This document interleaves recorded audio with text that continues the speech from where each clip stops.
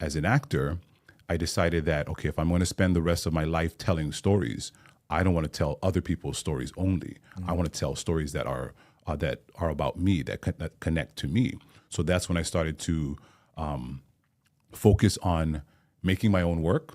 I'm not a trained writer, but I became a writer out of necessity because I wanted to tell those stories, those Hawaiian stories, because that's what I connect to, and we're in Hawaii, so why wouldn't I tell those stories, right? So that's really how I started to grow, was actually doing the work, researching the work, meeting with kupuna, strengthening my knowledge and my olelo and all of that, so that I could represent Hawaiians on stage, because there weren't many Hawaiians on stage or on screen.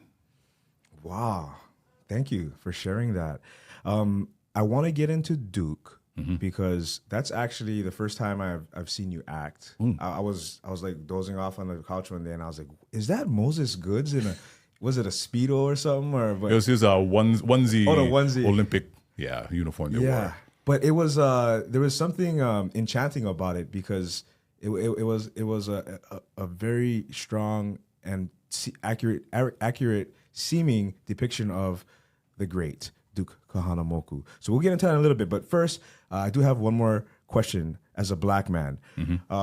As a black man, what is your philosophy on the use of the N-word? Oh, good question. Growing up, I wouldn't let my friends use that word. I was very uncomfortable with that word. When I was really young, the word hadn't even been reclaimed, really. It was just starting to, at least generally. And then we took a trip to Virginia, which is where my Uncle Maceo was. My Uncle Maceo was my grandfather's brother. I'd never met my grandfather. He died before I was born.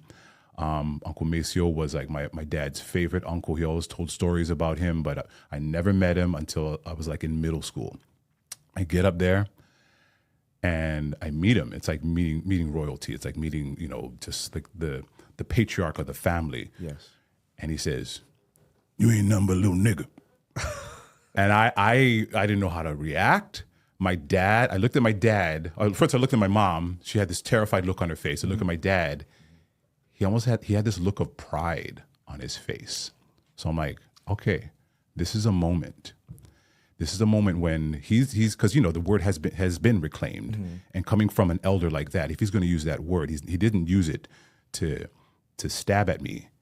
He basically saying, you are me, you are one of us. Yes. It was my acceptance into the Goods family, the Goods manhood line. And so that sort of changed my I guess perspective of the word.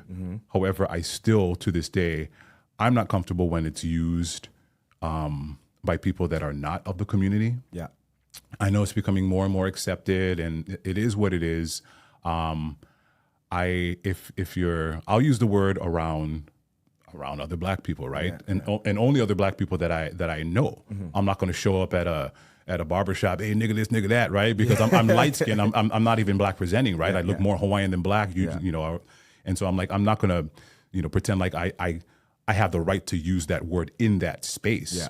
And I wish that everyone would think about using that word and how you're going to use that word in a particular space. If you live in a community, if you're not black and you live in a black community and they allow you to use that word, that's fine. That doesn't mean you should claim that word. This is my opinion. You shouldn't just throw that word out left and right. But again, that's just my opinion. I know a lot of people have different relationships with that word.